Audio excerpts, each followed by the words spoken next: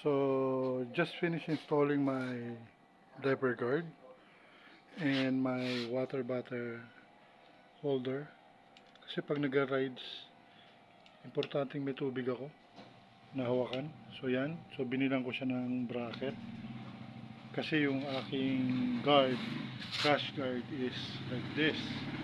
So, wala siyang, hindi siya pwedeng kabitan ng yung parang sa iba na may tubong pa ganon. So, padiretso siya. So, ito yung nilagay ko. So, sturdy siya. Hindi siya gumagalaw. Yan. Yan siya ngayon. And now, baklasin natin ito. Ito, tsaka itong upuan. Kasi mag-install tayo ng dual horn, tsaka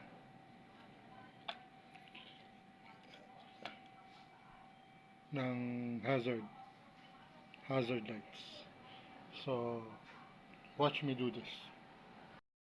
Class ng back seat is ganito lang naman siya. So, 10 millimeter. So, meron tayong T-wrench. So, ito lang yan. 2, 3, 4. Tapos, screw na magkabila at dito sa ilalim. Yan. So, yan ang babaklasin natin. Let's start.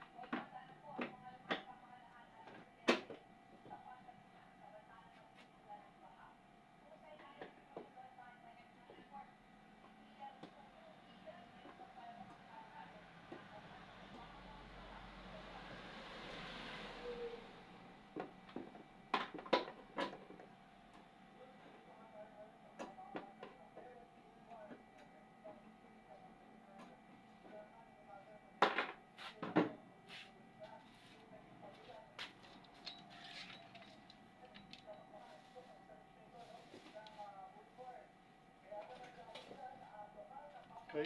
Dapat meron din kayong ganito. Maliit para dito.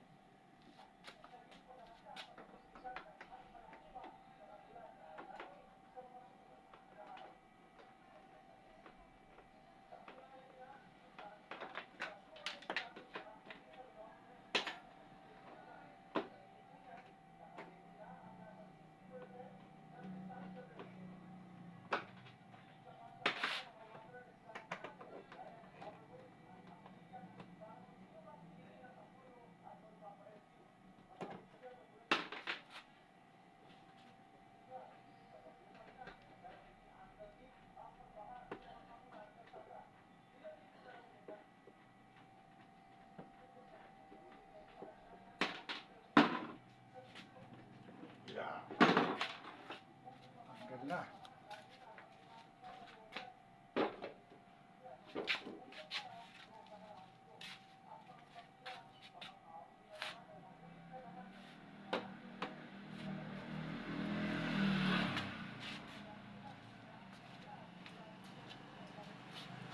Then ito naman magkabila.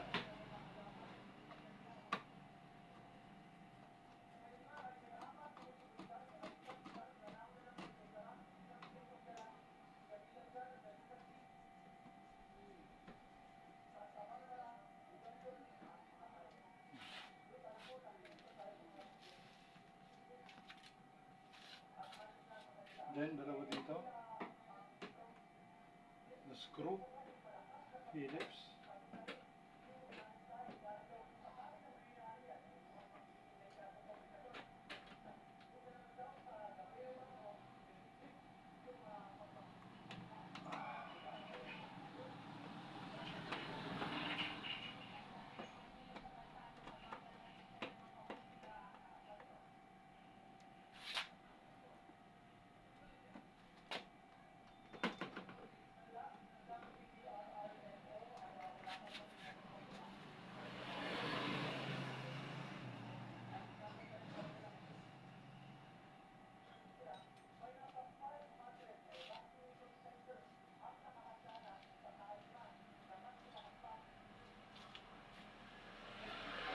Then, Allen wrench para dito.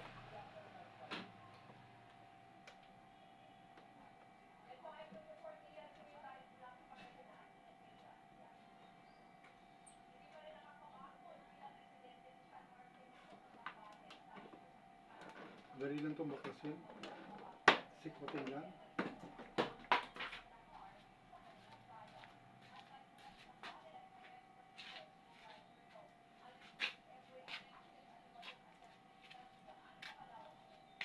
So you can see, oh, ginawa ko na siya ng vinyl sticker na carbon. Then, dalawang screw ulit dito.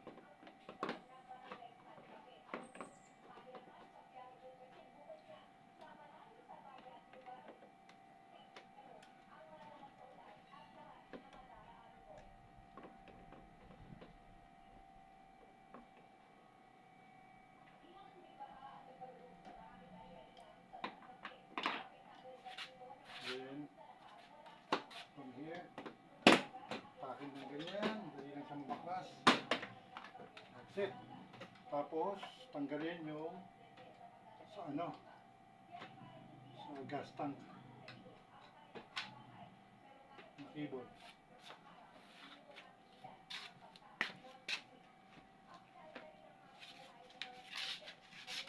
Then, ito naman.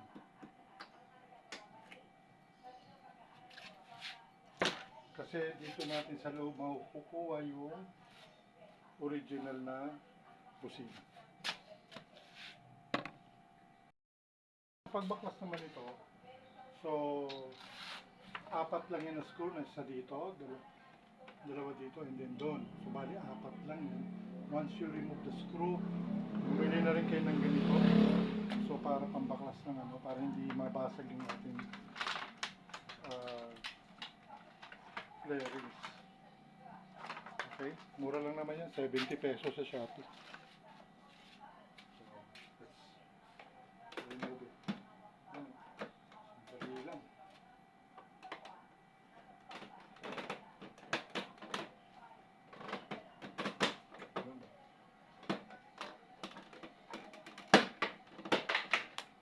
Ang galing yung screw. Sinulogan lang natin yan.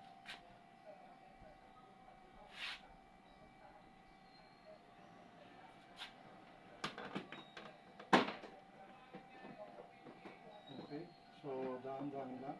Kasi ito, medyo iba yung pagkakagawa ng kailangan mo siyang i-twist para lang mailabas yung gano'n.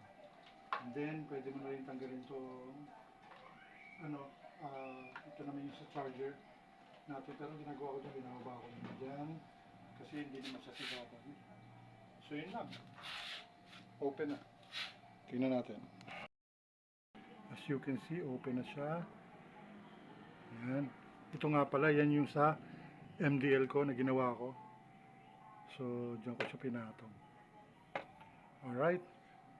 So, iisang piraso lang naman yung ating stock na busina yan. O, kitang-kita.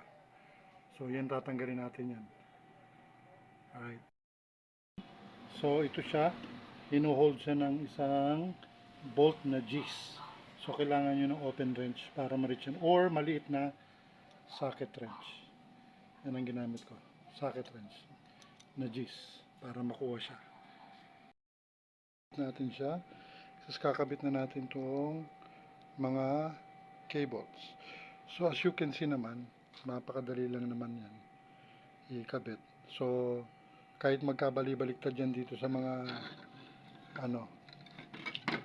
dito, itong red and black, yellow and okay lang yan kasi one will act as negative, one will act as positive. Okay, so let's hook it up. So, ayan na yung horn natin, kinabit na natin. So hindi siya pwedeng dito lang yung dalawa kasi yung bulsa dito mahirapan na natin suksok. So hiniwalay natin siya, kinabit natin siya dito sa kabila. Yan. Pero dito siya naka-bracket dito. Yan. Kita. Dito ko siya bin-bracket. Yan o. Diyan ko siya bin-bracket para hiwalay siya. So, yan na yung wiring natin. Nakaayos na. Yung negative, yan. Papunta sa negative ng baterya. Hindi ko siya ginround sa body. Nirekta ko siya. Ganon din sa positive. So, yung positive, yan. Natin yung tube natin. Papunta doon sa ating relay. So, okay na. Nakabit na natin. Test. Sound test. Alright. So, goods na ang ating ginawang horn upgrade na ginawa natin 2 piraso ng snail. Alright. So, mura lang inabot nito. Sa Shopee ko lang binili yung horn na nagkakalaga ng 150. And then, yung wiring, ganun din. Sa Shopee ko na binili. 100 lang siya. So, free yung shipping ko. Kaya, 100 lang. So, 250. So, may mga binago lang ako. Kasi yung original na sa wire na nakakabit sa horn, sa ating kasi, maliit. Eh, dito ngayon sa snail horn, malaki-laki siya. So, pinalitan ko lang ng connector. Para umukma siya. So, most likely, yun lang din gagawin ninyo. Kung hindi, kung iba naman yung horn ninyo, kung pareho lang nung luma, then, sakto lang din sa wire na gagamitin niya. So, yan. Okay na. Malakas na siya, hindi na siya, pipi, nasunog, na sound. Mas macho na siya. Hanggang sa ating uuliting upgrade. Thank you.